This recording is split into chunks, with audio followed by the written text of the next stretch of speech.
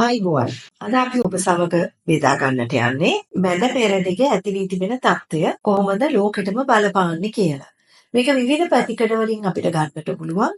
ඉරානය දිහා බැලුවොත් අපි දකිනවා 70 දශකයේ අයතුල්ලා කොමේනිගේ ඒ ඇති වූ විප්ලවයට පෙර ඉරානයේ තිබ්බ තත්ත්වය. එතකොට ඉරානය පාලනය කර ෂා රජුගේ පුත්‍රයා අද වෙන විට ඔහු කියා තිබෙනවා ඉරානයේ මේ ඇති වී තිබෙන තත්ත්වය තුළින් ඒ විප්ලවීය රජය විසින් පත් කරන ලද ආණ්ඩුව පහළමින් පවතිනවා. ඊශ්‍රායලයේ ප්‍රහාර ඉදිරියේ එහි බල පෙරලීමක් සිදුවීමට නියමිතයි කියලා. එතකොට අපි දකිනවා මෙතන විවිධ පැතිකඩයන් රැසක් තියෙනවා.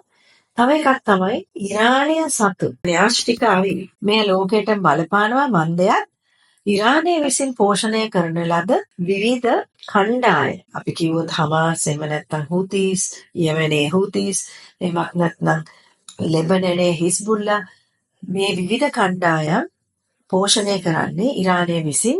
එම නිසා ඉරානය තුල තියෙන න්‍යෂ්ටිකාවි ප්‍රශ්නයක් වෙනවා මේ විවිධ කණ්ඩායම් තුලින් ලෝකයට ප්‍රහාර එල්ල වුණොත් කියලා. ඉතින් එය බටහිර ලෝකයට මෙන්ම ඊශ්‍රායලයටත් මැද පෙරදිගටත් අපි සියලු දෙනාටම බලපාන තත්ත්වයක් වෙන්නට පුළුවන්. ඉතින් ඒක පැතිකඩ. එම නිසා ඊශ්‍රායලය සහ බටහිර ලෝකය ඇමරිකාව ඇතුළු විශ්වාස කරනවා මෙව න්‍යෂ්ටිකාවි වලට පහර දී ඒවා විනාශ කළ යුතුයි කියන මතයේ ඉන්න. අපි ඊශ්‍රායල පැත්තෙන් බැලුවොත් ඊශ්‍රායලය හොඳට මේ தත්ත්වය අවබෝධ කරගෙන ඉන්න බවක් පේනවා.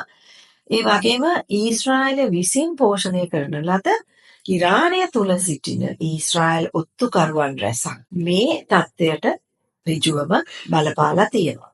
ඔවුන් විසින් ඉරානය තුල ඇති කරන ලද පිපිරීම් එතකොට ඔය න්‍යෂ්ටිකාවි විනාශ කිරීමේ ක්‍රියාදාමයන් ඒ වගේම ඉරානය තුල සිදුවෙන දත්ත තොරතුරු ලබා දීලා ඊළඟ පියවරට යන්නේ කෙසේද කියන එක පිළිබඳව ඔවුන් යම්කිසි දායකත්වයක් දක්වමින් සිටිනවා.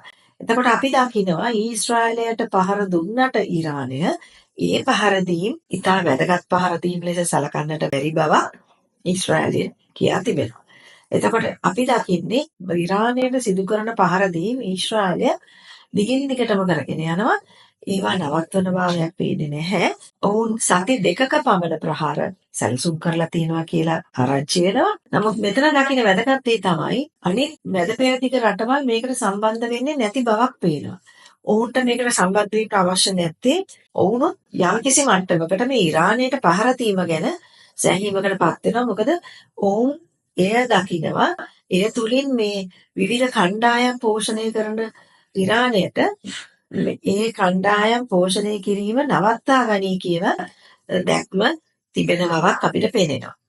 එතකොට මේ විවිධ දේවල් බලලා අපිට තේරුම් ගන්නට පුළුවන් අපිට ලංකාවට මේක බලපාන්න පුළුවන් අපිට තේ යවා ගන්න විදියක් නැති වෙනවා කියලා ඉරානයට. එහෙම නැත්නම් ඊශ්‍රායලයේ දේශයේ සේවයට යන ශ්‍රී ලාංකිකයන්ට යම් කිසි මට්ටමක මේක බලපාන්න පුළුවන් කියලා. නමුත් එතනින් එහාට ගියාම අපි දකිනවා මේක ලෝක බලතුලනයක කොටසක් හැටියට. දෙයක් කියන්නේ ලේසි පහසු දෙයක් නෙමෙයි. ඒක බොහොම කටුක බැරෑරුම් දෙයක්. ඒක අපි දන්නවා හොඳ ආකාරව.